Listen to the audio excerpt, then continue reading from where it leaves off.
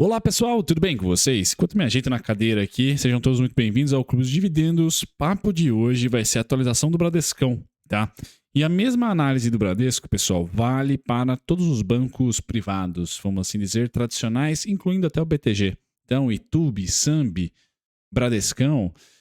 Eu também posso colocar aí os estatais, mas os estatais têm uma pimentinha a mais por causa das eleições. E eu vou mostrar para vocês nesse vídeo aqui qual é o movimento de preços que eu imagino que vai acontecer, tá?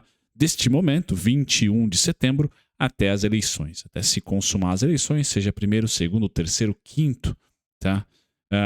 Turno. Vamos lá. Então eu vou comentar muito sobre o Bradesco, só que antes, pessoal, muito será falado aqui sobre política monetária. Hoje, dia 21, super quarta. Vamos comentar um pouquinho, eu vou comentar um pouquinho do contexto brasileiro e o contexto gringo, norte-americano principalmente. Beleza? Essa vai ser a dinâmica do vídeo de hoje, pessoal. Só um preparativo aí de volatilidade para vocês e aquele papo macro chato, mas a gente está no fim, pessoal. Já já não teremos mais macro fazendo preço. Bom, vamos começar com esse gráfico todo pintado, que eu quero trazer para vocês o histórico de correlação entre curva de juros e Bovespa.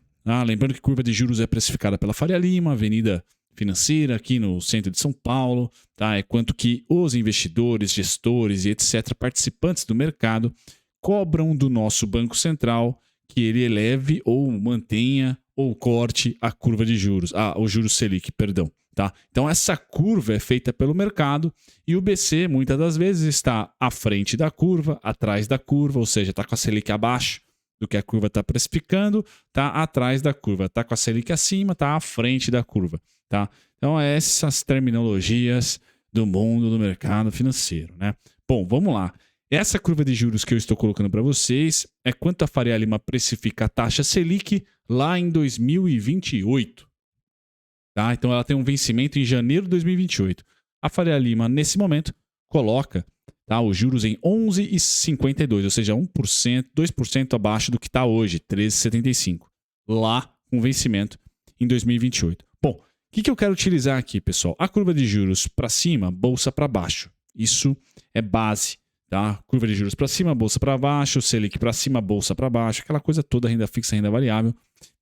Depois de determinado nível neutro, tá? A gente começa a sofrer. Qual que, na minha opinião, nem Faria Lima, nem ninguém, nem Banco Central, qual que é a minha opinião sobre o juros neutro brasileiro? Tá? Aquele que a Faria Lima não vai mais cobrar corte ou aumento de juros, vai estar ali na estabilidade. Está aqui, ó, pessoal. Esse é o juros neutro que eu trabalho para o Brasil. Tá? Então vamos colocar aí 8,25, 9,25 no curtíssimo prazo. Depois eu corto mais um pouquinho. Tá? Eu vou para 7,25, 8,25. Tá? Vou trabalhar nessas bandas aí de juros neutro no Brasil para conter a inflação e não desestimular a economia. Então, nesse momento, sem a menor sombra de dúvida, nós estamos com a Selic em 13,75. A Selic está aqui em cima, 13,75.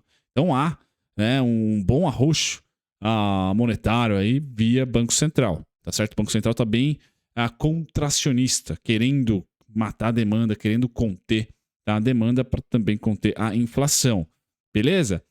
Qual que é o primeiro dado desse gráfico, pessoal? Que lá em julho, agosto de 2021, o Ibovespa fez máxima histórica. Tá? Aonde estava o juros futuro naquele momento? Estava aqui. Ó. Eu circulei para vocês. Tá? Algo em torno em 10,52 a 9,50. Tá? Então, 10,50 e 9,50. É os juros onde, Ibovespa achou máxima. Ou seja, somente com essa correlação, se o juros futuro fechar para além dos 10,50, 9,50, nós teremos a bolsa renovando máximas, tá certo? Juros caindo, bolsa subindo. Tá? Esse não é o meu cenário para 2022. O meu cenário é quase. Tá? O meu cenário é que a gente tende a bater aqui, a retestar os 10,52, mas não os 9,50. Tá? Os juros, então, para 2022 não perde a casa dos 2 dígitos. Tá? Ele ficaria brigando ali, ainda com 2 dígitos, os juros longos. Tá? Então, o movimento base que eu tenho para a curva de juros é o caranguejo se mantendo. Tá? De julho de 2021, tá? Até dezembro de 2022. Um ano de caranguejo. Ou seja, a gente não vai romper, a gente vai ficar namorando aqui. E aí eu precifico o Ibovespa de acordo com a curva de juros. No momento, atual entre 11,50 e 12%, e Bovespa 110, 115, 108 a 116. Essas margens, certo? A gente rompendo para cima, infelizmente, vamos testar de novo 102 e 104, tá? Rompendo os 12%. E caso a gente atinja os 10,75 ou 10,50, o Ibovespa retesta de novo o 120, o 124. Tá certo? E essas são as projeções que eu tenho via juros. E até dezembro, pessoal, eu acredito que a gente vai ficar no retângulo vermelho. Tá aqui, ó. Bum. A gente fique nesse momento aqui, ó. Pará. Certo? Neste momento aqui. Então é um bom momento porque ele tá que os juros vai fechar, tá? Porém, nós temos eleição, então deve fechar devagarzinho. Mas ainda assim, a simetria para a bolsa é mais de recuperação para cima do que de reteste de mínimas. Tá certo? Não acho que a gente vai abrir para além dos 11,75. O que vai fazer a gente abrir além de 11,75, pessoal? Inflação vir acima do esperado, com as políticas fiscais adotadas, difícil a gente ter isso, certo? Porque o ICMS está controlado, tem teto, etc. IPI foi cortado, então a gente tende a ter produtos arrefecendo, petróleo caiu, minério de ferro caiu. Então, o que tínhamos de inflação lá em maio, junho, pós-crise Rússia e Ucrânia, o início, né? Foi o boom das commodities 3.0, ali, grãos e petróleo. A gente não tem mais agora, então não vejo a nossa inflação merecendo vir acima do esperado, a não ser que a demanda venha muito forte devido aos auxílios gerados também pelo fiscal brasileiro. É um risco, pessoal, mas um risco que eu vejo pequeno, tá? As eleições são um risco, não a eleição, ou seja, quem vai ser o vencedor, e sim o que ele vai fazer, mas isso é só ano que vem. Então eu vejo que a eleição tem cada vez menos risco, ainda mais agora com o efeito Meirelles, né? E não mais manteiga no radar. Então, Meirelles de um lado, Paulo Guedes do outro. Pessoal, acho que a Faria Lima tá de bom grado aí para ela, tá? Seja um candidato ou seja outro. Então esse risco já não existe mais, ou é muito pequenininho, tá? E a gente vai ter sim risco ano que vem, quando de fato for tomadas as atitudes aí de próximas medidas do governo, políticas, tá? Então a gente tem esse ano, pessoal, de neutralidade da eleição, só essa volatilidade para saber quem vai ganhar, tá? A gente vai olhar só para o interno aqui e estamos estimulativos, né? Política fiscal bastante estimulativa com benefício turbinado e novos benefícios criados. Então eu vejo que a nossa curva de juros tem tudo para estabilizar, tá? E não fazer preço, tá? Diferentemente dos Estados Unidos. Tá? Então, nossa curva longa tem esse cenário de estabilização. A curva curta, me perdoem aí o gráfico que está no semanal aqui, deixa eu pôr no diário para vocês. O DI para vencimento em 2023 está super tranquilo. Super tranquilo. Esse é o DI. Tá? Vejam que ele nem anda. Tá? Hoje é dia do Copom e a Faria Lima nem quer que o BC suba. Tá? Esse aqui tem vencimento em janeiro do ano que vem, 2023. E estamos em 13,75. Exatamente onde a Selic está hoje. Então o BC não está nem à frente, nem atrás da curva. Está na curva, está certinho. Tá? Faria Lima está ali bem de acordo, em linha com o que o BC fez até o momento. Tá? Então não tem cobrança aqui, hoje é super quarta, lá para os Estados Unidos. Para nós, pessoal, morno, não vai fazer muita diferença. Vai surpreender se o Roberto Campos, por exemplo, subir para 14. Aí essa curva vai ter que vir para 14 ou pelo menos vai chiar. Vai cobrar do BC que corte esses juros, tá? Logo mais, logo menos, porque a curva vai ficar descorrelacionada com o que a Selic é na economia real. Esse é o mundo Brasil, pessoal. Então, o risco monetário cada vez menor, porque o nosso ciclo já está chegando ao fim, se já não chegou ao fim. Agora, agora eu mudo. Vamos para os Estados Unidos. Olha a diferença. Essa é a curva curta dos Estados Unidos, para 2 anos. Tá? No momento que a curva estabilizou, foi ali maio, junho, julho. Tá? Ou seja, a bolsa voou. Norte-americana se recuperou, melhor dizendo, se recuperou. Mas aí a curva de juros voltou a abrir, a bolsa voltou a cair. Tá bom, pessoal? Então, Estados Unidos subindo. Tá? E essa é a curva de juros que o Powell vai ver hoje. Tá? Que ele está olhando. Tá? O Roberto Campos está olhando uma curva de juros estável. O Powell está olhando uma curva de juros subindo, tanto a curta como a longa. Essa é a curva longa. Tá? E aqui eu trago para vocês o topo histórico atual do S&P. A curva de juros longa estava em 2%. Hoje, pessoal, está em 3,5%.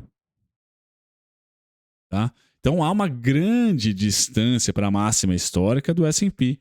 Há uma boa distância da nossa máxima histórica em relação aos nossos juros. Certo, pessoal? Então, não é pouca coisa.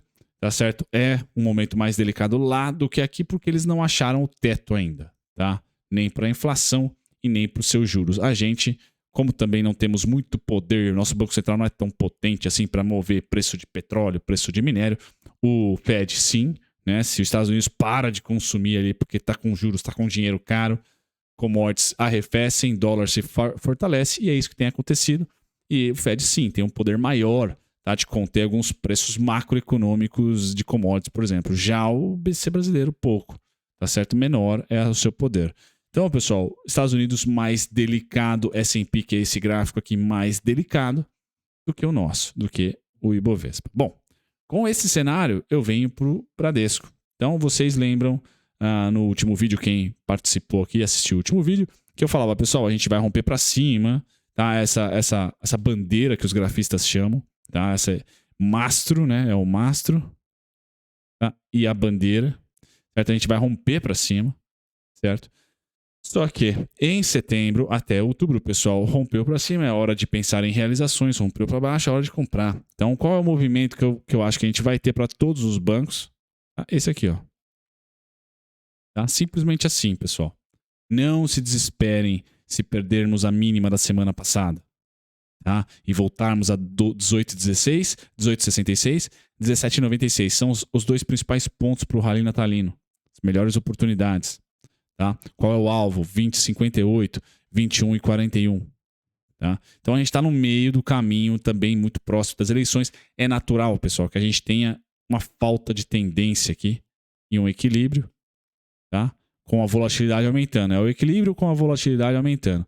Mas para os bancos, o meu cenário, e aí finalizando esse vídeo aqui com o Bradesco, né, a atualização do Bradesco, é que a gente tem esse sei lá, né, esse sinal aqui, né, gráfico. Se eu fosse ser um arquiteto aqui dos gráficos, né, seria esse cenário, tá? Onde vencimento de opções do mês passado, desse mês aqui já foi, sexta-feira passada, então todo mundo está líquido com caixa e colocando, fazendo alocações, as suas apostas para as eleições. Então, como as apostas são aleatórias, pessoal, e é muita especulação, porque tem a incerteza de quem vai ganhar, tá? A gente vê esses movimentos erráticos, né? Não de desequilíbrio. Quando um desequilibra, vende tudo, põe no bolso, vamos fazer uma aposta diferente, até que a gente tenha o trade do rally natalino, que vai vir ali na segunda quinzena de outubro, começa a acontecer na segunda quinzena de outubro, tá? E vai terminar em janeiro. Então não tem por que ter pressa, tá? Para mim, o Bradesco vai esse ano aqui aos 20,58, aos 21,41 em algum momento, tá? Mas não se empolguem. Se tocar lá, tende a arrefecer de novo e ficar um pouquinho entre 18,66, 17,96, 20,58, 21,41 as extremidades. Eu tenho alvos para cima, sem dúvida nenhuma, só não é cenário base, 22,40, 23,90, 24,27. E também para baixo, a volta dos preços aqui aos 17,38, 17,26, 15,72, 15,13. Não é esse cenário base. Meu cenário base está no amarelo aqui, ó. É isso aqui, ó. Quanto mais próximo da base do amarelo, tá? Melhor é. Quanto mais próximo do topo do amarelo, pior é para compras, tá? Entre setembro e outubro, eu ainda vou menor, né? Porque a gente já está praticamente no fim de setembro. Tá aqui, ó. Essa seria, tá, o meu cenário base. 17,96, 21,40. Como as grandes, né? As arestas aí, as partes mais distantes do centro da volatilidade. Beleza, pessoal? É isso que eu queria colocar para vocês. Então não se desesperem se bolsa subir 5% uma semana e cair 5% na outra. Não quer dizer que a tendência está sendo definida. Não. É um momento de não ter tendência, tá? E o trade do trimestre, do último trimestre, para os fundos baterem meta, para os gestores baterem meta, vai se iniciar na segunda quinzena de outubro. Tá? É o tal do trade natalino, do rush natalino. As ações serão escolhidas e aí a gente tende a ter, principalmente aqui no Brasil, com o fim do ciclo do aperto monetário, mais o fiscal expansionista e a inflação não sendo um problema por hora, tá? A gente tende a ter a nossa bolsa andando mais do que os pares. Beleza? E o mundo norte-americano bem mais diferente, porque o ciclo, eles estão um pouquinho atrás do ciclo. Nós já apertamos bastante os juros. Um grande abraço, espero ter ajudado vocês. Até o próximo vídeo. Tchau, tchau.